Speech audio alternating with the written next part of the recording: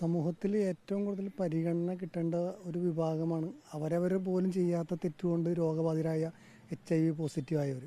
അതിപ്പോൾ കേരളത്തിൽ 10,000-ലേറെ HIV positive ഉണ്ടെന്ന് തന്നെയാണ് ആരോഗ്യവകുപ്പ് തന്നെ പറഞ്ഞിരിക്കുന്നത്. അപ്പോൾ അവർക്ക് പ്രതിമാസം 1000 രൂപയാണ് ചെറിയൊരു തുക ധനസഹായമായിട്ട്, പെൻഷനെന്നല്ല, ഒരു ധനസഹായമായിട്ട് സംസ്ഥാന സർക്കാർ നൽകുന്നത്. അത് കഴിഞ്ഞ 9 വർഷത്തെ തുക കുടിശ്ശികയാണെന്നാണ് ആരോഗ്യവകുപ്പ് തന്നെ പറയുന്നത്. ഏകദേശം 10 കോടി രൂപയുടെ അടുത്ത് കുടിശ്ശിക കാണുന്നുണ്ട്.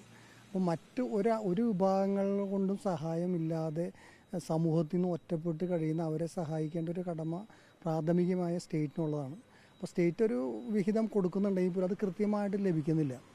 മറ്റ് സാമൂഹ്യ സുരക്ഷാ പെൻഷനുകളൊക്കെ കൃത്യമായിട്ട് സംസ്ഥാന സർക്കാർ വലിയൊരു തുക സംസ്ഥാനത്ത് ചിലവഴിക്കുമ്പോൾ ഇത് ഏകദേശം ഒരു മാസം ഏകദേശം 1 കോടി രൂപയെ ചിലവ് വരുന്നുള്ളവർക്ക് സഹായമായിട്ട് നൽകുന്നത്.